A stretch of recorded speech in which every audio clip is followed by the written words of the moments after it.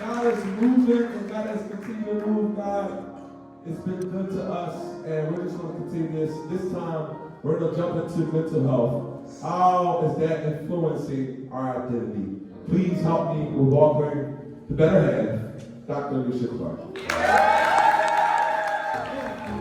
How do I clap for that, y'all? I was back there. I'm just trying to hold myself together. That's my brother that was up here. Woo! God is so good. Amen. All right, I'm gonna try to do this. I usually don't do props and all that. And I was cracking up earlier because Amy texted me like, that plant looking like that is killing me. Aliesha, we're both plant moms. And she was like, I just want to go fix it up. I was like, I'm glad that you do. I'm glad that you do. That's the perfect place to be right now. So, anybody that knows me or has been to my home knows I'm a plant mom. Y'all, if y'all been in that diva den, it's you and God's creation, okay? You can't tell it's a house no more. it's rounded down to 100 plants down there, just in one room. And I have them because I feel the closest to the Lord when I'm in His creation. And so because I spend the bulk of my day down there working and doing different things, I said, okay, Lord, I need to bring you where I'm at. I just need to see you everywhere I look when I turn around. So, I bring this thing, you say, Liz, you think you're close to what's going on here? We're going to talk about this. So, I brought you this plant, one of many. But when you look at it, you have some questions, right? When I was shopping for my plants, I like to get plants that are not fully mature. I don't want grown-up plants. I want to get plants baby, not sweet baby, because you know. But this one is semi-mature, and I like to do that because as I tend to it, I get to learn it.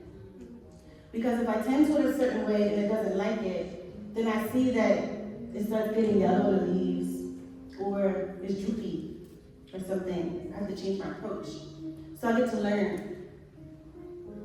So I'm going to tell you about this specific plant. How do we know that something is wrong? Well, it don't look right. Simply put, it don't look right. And also it's not functioning right. Because when I water it, this stuff ain't sticking up. It's just not doing what the rest of my healthy plants do.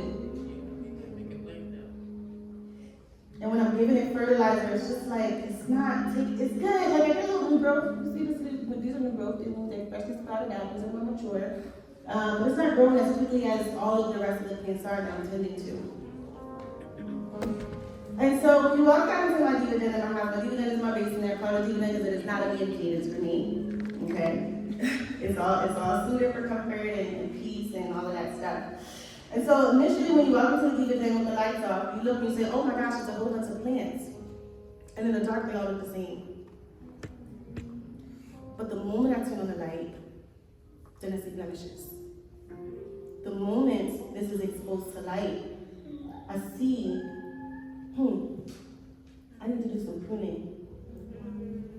I need to tend to this. I need to be intentional. So now, what do I have to do? Because the things that I'm doing to my other plants are working. I'm doing the same thing to this one, but this one needs a different approach, okay? I might look at these leaves and say I'm gonna cut them off. Why? Because God did not create this plant to look like this. He did not create this living, breathing thing to hold on to dead things. Why does the new growth so green and bright and standing upright, but the dead things are laying beside and looking so sad? I might look at these leaves and say, okay, got to go. She did. You said I just came out, it wasn't even meant to be here. I didn't even have to use the tools God gave me. It was already did its thing. God see, okay. I'm not gonna say that. Right. Oh, it's starting to look a little bit, right? A little bit bare, but a little better. And so, why can't it grow the way that God intended it to grow if there is dead things hanging onto it? Actually, if I leave this on here, the way that plants work, It puts out extra energy into the dead parts. It doesn't get equal energy into the healthy parts because it's saying something on me is wrong and I need extra energy to help it get right. But really it's not just supposed to be there. So as this gardener, as the one that's tending for it, caring for it, exposing it to light, I'm gonna cut these dead things off. Because I want all of its energy to go into what's good. Are y'all following? Yeah. Help me, Lord. So I cut it, I want it to grow. And I spend many days of my week, I walk away from my computer, go 15-minute break, I go and tend to my plants, and I be talking to the Lord. Oh, Lord, you know something. Usually the Lord speaks to me when I'm tending to my plants. I just love it. It just brings me so much joy, so much peace. He's given me visions. He's given me words of knowledge. He's given me prophecies. He's spoken to me audibly. He's shown me things in my eyes, open and closed, and I'm tending to my plants. I love them. And then as I'm tending to them, I'm like, this kind of reminds me of me.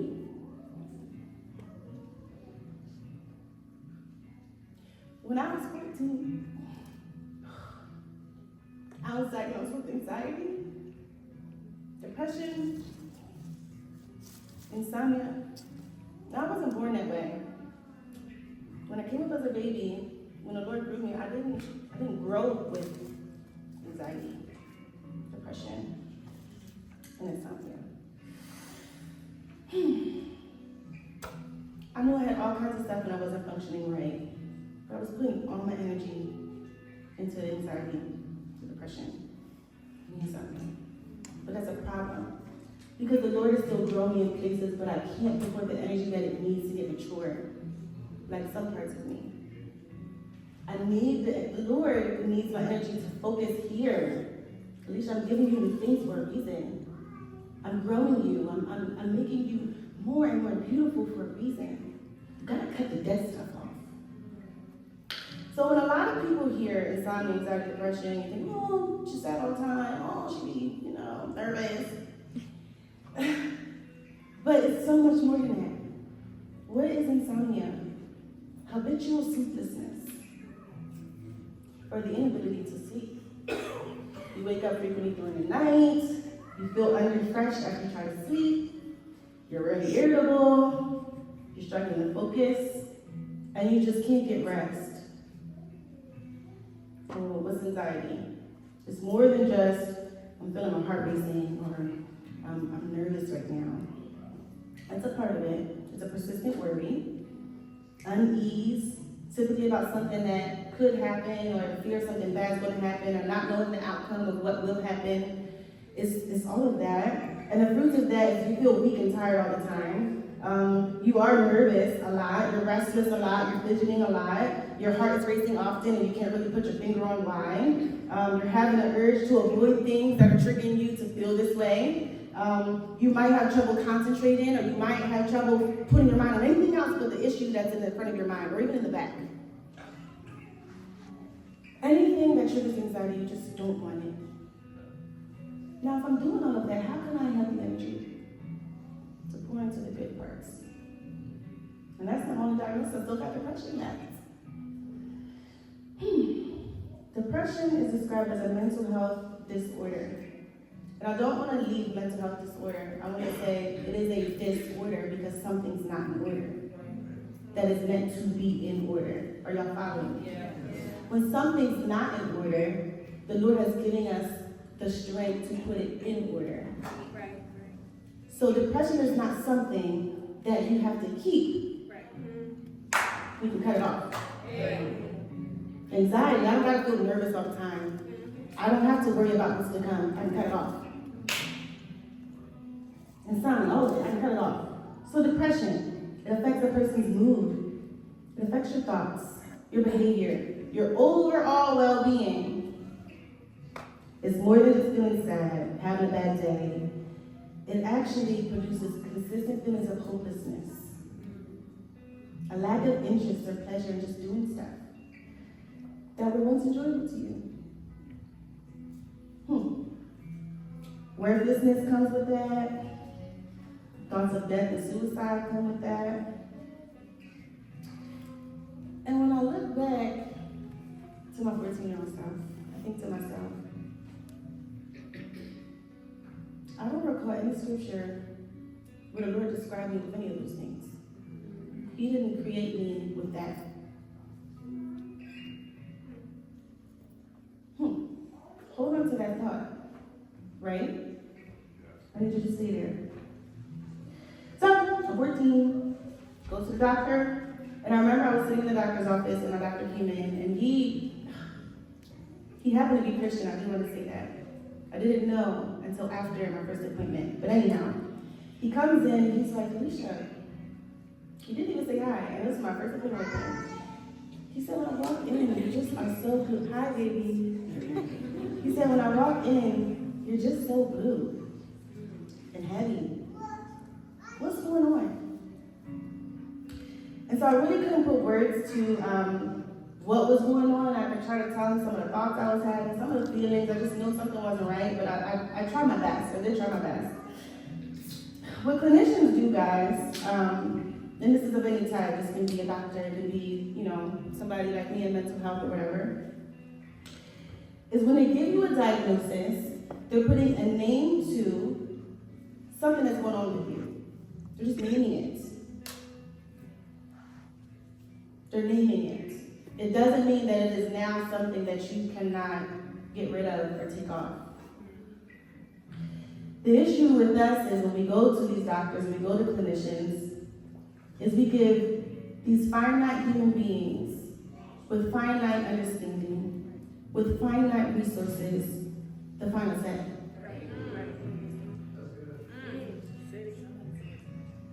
And you walk out, and you don't even think to take it to the Lord because the doctor gave you the answers.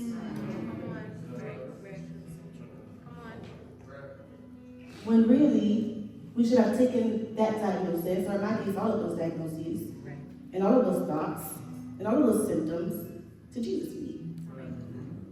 Not once. So, by the time I left that appointment, I remember sitting there and I'm like, he's talking to me and that's nice, you wanted to know me, but that's what, it's the bills. I'm trying to get it together. I'm not functioning right. It's just, I can't be myself. I'm isolated. I'm doing all that stuff. I'm doing all of it. And I got to a point where I was okay with functioning that way as long as he gave me my medication to be able to get through the day. So when I left with that appointment, I left with a few prescriptions. I had one for insomnia. I took Ambien every day. Take it every day to go to sleep. I had one for anxiety. I took Ativan. I had a prescription to take every day. I had one to take as needed. And then I had my depression medication, fluoxetine, Prozac, and all of them. And so each and every day that I lived my life from that appointment, I had to take medicine to function normally. Every day. Wake up. All right, let's take anxiety medication, make sure I'm good. Feeling down. Up. Take the depression medication. Up. Lay down at night. Take it to go to sleep. It's like there's no time for me to just be a human without some of these man-made things, controlling and dictating what was going on in my day.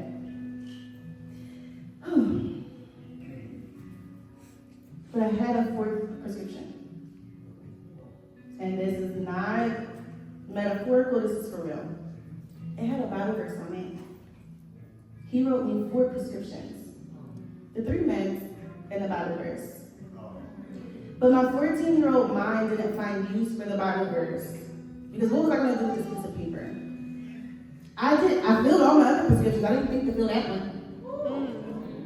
I was like, oh, Mom, he wrote me a Bible verse. Oh, that's so nice. He's Christian, just like Papa. I threw it away. Because I had to go get my pills and, do what I got to do. I'm 14, y'all. I'm 14. So, the funny thing is, I was on these medications for 9 years. And I took them to function. And I noticed that even when I took them, I still wasn't functioning correctly. You take depression medication, it makes you feel funny. You don't feel normal with it. You take anxiety medication, you feel like a zombie.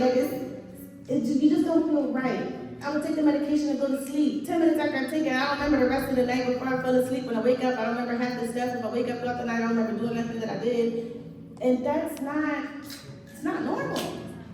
Why is it that I'm depending on these medications every single day to seek a sense of normal, and I don't got it? I wonder if I should have kept that for the prescription. So, I'm forgetful, numb, zombie-like, just feeling off, just knowing I'm not feeling right. And I'm on this for 9 whole years till I turn 23. 23 is when I came to Millersville, and I was exposed to campus ministry, BCM. Gospel fire, young sisters in Christ, all of that. And I was around people who thrived in the light. They were exposed, and I saw them for who they were. And I was like, interesting. They started calling me out on some of my blemishes, right? And I hated it. I'm like, y'all don't even know me. You looking, you seeing this, like, what are you talking about? I'm Christian. I'm used to function like this. I'm fine. I don't need you to say anything. Mind your business. Like, I'm here. I'm showing up. But behind closed doors, I'm masking it with porn. I'm masking it with masturbation. I'm masking it with drinking. I'm masking it with excessive sex every single day. I'm not going to good school. I'm doing all these things, but in front of them, I'm fine. Don't say nothing to me.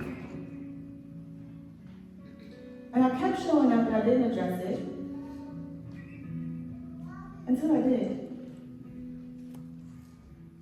I was tired of feeling burdened. Everybody's calling me with their stuff, and I'm burdened. My parents are splitting up and got divorced, and I'm burdened. My grandparents are calling me to help with my 7 siblings. I'm burdened. I'm tired of thinking about when I was stalked and scared to walk to my car at night. I'm scared. I'm tired of thinking about if the doors closed at night because somebody might come in my room because I was molested. I'm so tired. I'm tired of thinking that when people see me walking on campus that they see the trauma that I've been through. I'm tired of being addicted to all of these things. I'm tired of trying to be God for my friends, my roadie friends.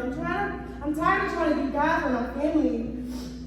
I'm tired of thinking that I need to do more and do more and do more and do more to be accepted and do more and do more and do more to be acknowledged and do more and do more and do more to be loved. I'm tired of it. I'm tired. I'm so tired.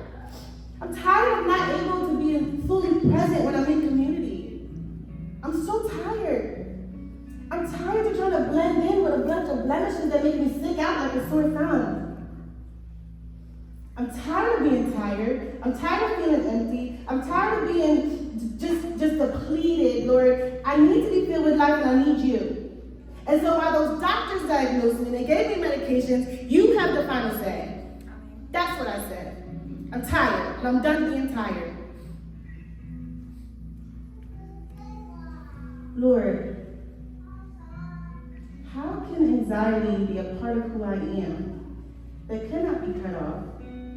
If you said things like, humble yourselves, therefore, under the mighty hand of God, so that he may exalt you in due time, casting all your cares, all your burdens, all your anxieties on him. What do you mean cast them if they're what makes Aliesha? It doesn't make sense.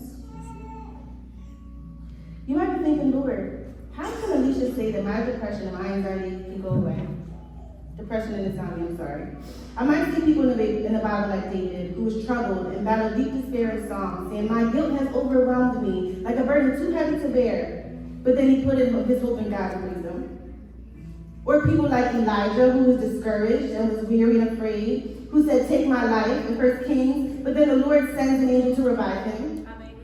I might see people like Jonah, who wanted to run away and said, Lord, take my life, for it's better for me to die than to live. But then was saved after a second chance.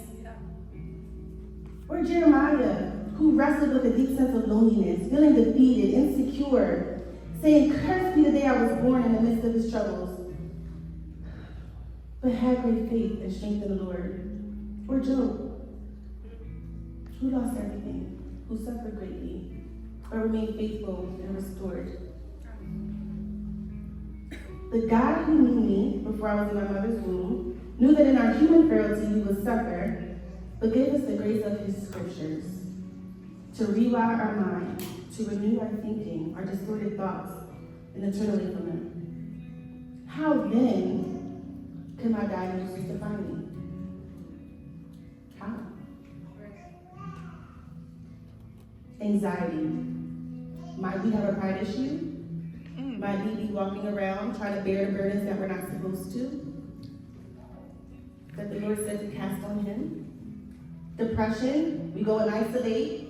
Are we living the way that God intended us to in community? We have a disordered process that we're alone, that nobody loves us, nobody cares for us, nobody understands us. But we decided that for ourselves. We took matters into our own hands and ignored scriptures, ignored truth. But somehow I can't get rid of depression. Insomnia. May we be like Paul and turn to the joy of the Lord in spite of unfavorable circumstances and fix our gaze on him and find peace and rest. Plants. If they leave the dead stuff on, what happens is they attract pests, little bugs, pests all over them and start sucking the life out of them. It's really mess, really is. It's very ugly. And sometimes the pests are not even ones that you can see with the naked eye.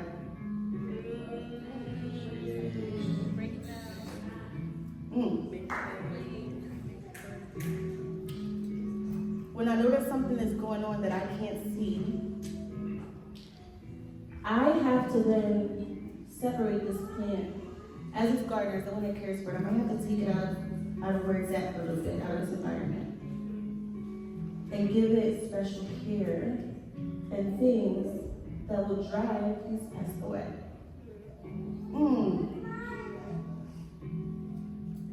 Those pests, where do they come from? They can come from the environment. It could be a sucky environment don't belong and it gets all pesky. It can come from pests on other plants, much like sin.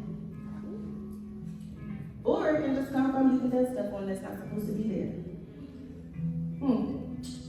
So, the thing is, when you get rid of all the pests and drive them out, when you cut off all the dead stuff that's not supposed to be there, you put this healthy plant back in the community with the other plants, it starts thriving. And then the plants start helping each other thrive. I don't know how that works. That sounds a lot like me too, but I'm in a community of believers though. Because if I cut off the dead stuff, if I don't cut off the dead stuff, I know I'm not growing the way the Lord is supposed to grow me. But I know something is good because I see the growth and he wants me to grow. Check for your pests. I look at myself the way that I look for the plant. I say, okay, Aliesha, something is going on. I see some blemishes. All right. Is your soil right? Is it so that the living water can flow through it? Is it so that when it's fertilized, the bird of life helps it grow? Is it so that when it's put in light, it is thriving? It needs it every single day.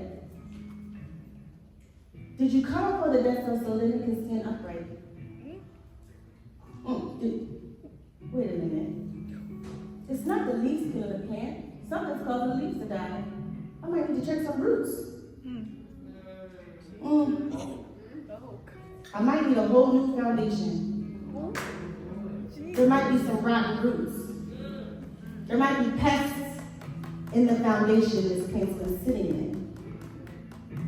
And as the gardener, I need to drive it out. You might need a completely new soil. So after I treat it for pests, clean it, wash it down, cover it, put it back in the light, feed it, all of that. I'm going to give it a whole new foundation. It will then thrive. Lord, you mean to tell me once I cut all this stuff, I will grow? Once I lay my burdens down, I let them stand upright?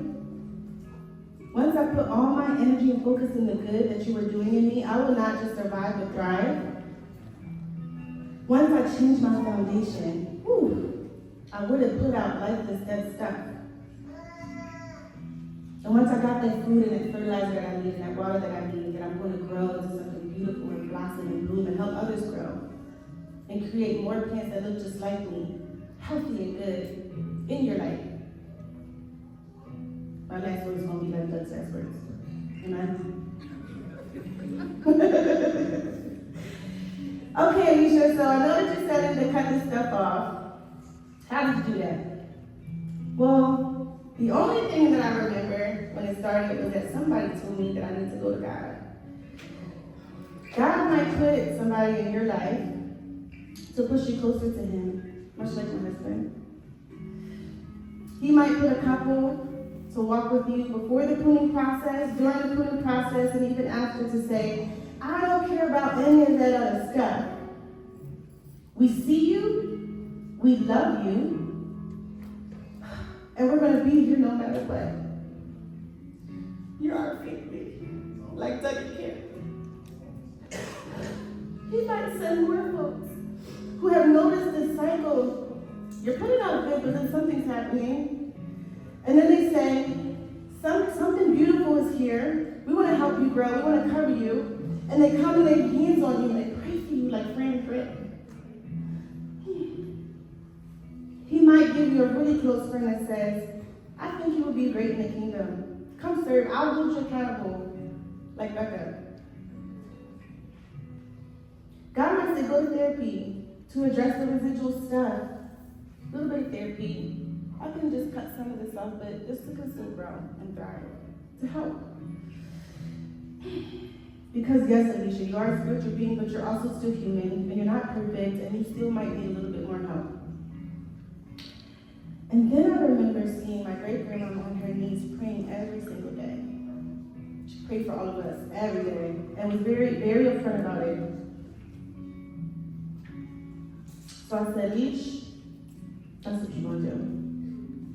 You're going to live before the Lord. I did that, and somehow,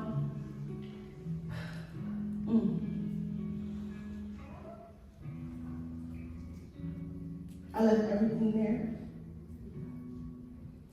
And when I got up, I didn't realize that all of that stuff was gone. Somehow, 10 years later, I don't never have to take another pill.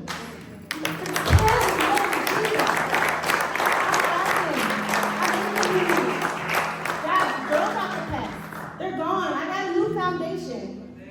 I'm standing upright. I'm no longer walking around thinking that people see me for the things that I've been through. Instead, I know that they see me for who God created me to be. So when you walk around thinking that your sadness and your anxiety and your depression and your insomnia and whatever else that these doctors said that you have is the final say, you go to the one who created you, who has the final say. They're just telling you why you're functioning the way you're functioning, and that is it. Not once did I consider that fourth prescription in all those years. Those 9 years, until the 10th. The living, breathing, and sustaining Word of God. Scriptures like the one that John said, 2 Corinthians 5:17. Or Exodus 15:2, the Lord is my strength. Or Deuteronomy 31:6, God will never leave me and forsake me. Or Psalms 139:14, I am fearfully and wonderfully made.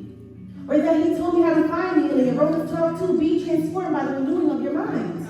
Or that He said in Psalms 91, verse 1, verses 4 to 5, the one who lives under the protection of the Most High dwells in the shadow of the Almighty. He will cover you with His feathers. He will take refuge under His wings. His faithfulness will be a protective shield. You will not fear the terror of the night or the arrows that fly by in the day. Amen.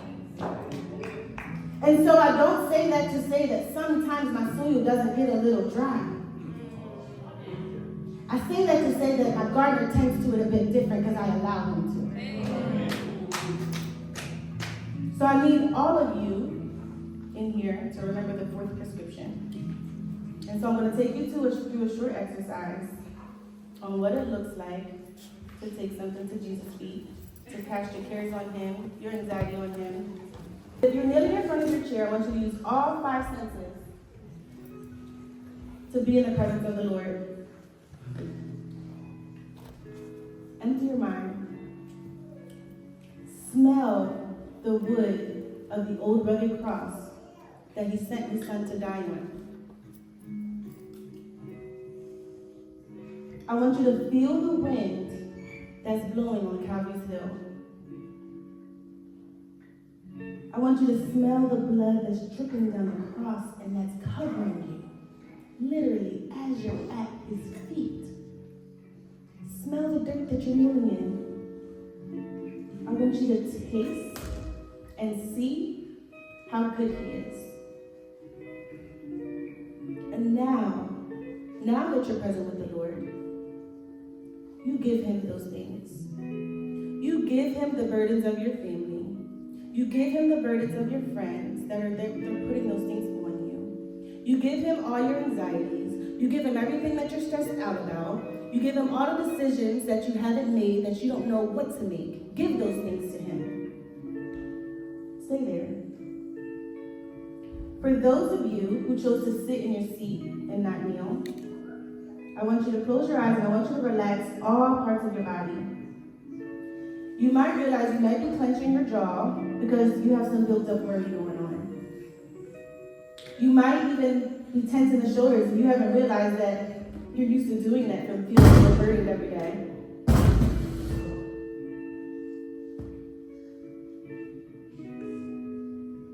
You might even have a headache because you've been worrying way too long.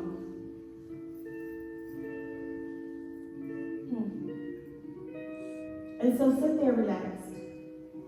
Now, what I want you to do is imagine that you have someone sitting against you, hip to hip, against your body. And I want you to lay on this person's chest. Imagine they have strong, strong arms wrapped around you, and they're holding you so tight. That's Jesus. Imagine laying in his chest, sitting with him. If you had that opportunity right now, what would you say? What comes to mind? Jesus, help me. Would you tell him your troubles? Would you tell him everything you've been worrying about? Would you tell him everything that you're stressed out about right now? You might even ask him for some solutions to some problems. Or you might just want to get to know him. You might want to ask him who he is. Ask him to prune you. Lord, take off this anxiety. Lord, take off this depression. Take off this worthlessness feeling that I have. Not once in your word did you say that this is true. Take away all the toils of my family, the stress of my children, all the painful memories. Take it all. My relationship issues, my friendship issues. Take it all. I'm stressed out at work, Lord, take it. You might not have felt this safe for a while. You just might need to sit here in the comfort of the Almighty. For those of you who are at the cross, you might need just to stay there at the foot of that old rugged cross. So I want you to tell him whatever comes to mind. And then after that, I want you to be still and listen. What do you think he would say back? You're laying in your Father's bosom. You're telling him all your woes. He cares for you. You heard his truth. What would he say back? I would imagine there's comfort, some counsel. He's the Prince of Peace. I wonder if you're depleted, he fills you up because he's the bread of life. I wonder if you're dehydrated and haven't watered your soul in a while, that he then becomes the living waters and fills you up. If in that moment he's being a gardener and pruning you. And so when you come and you say, how do I be in the presence of the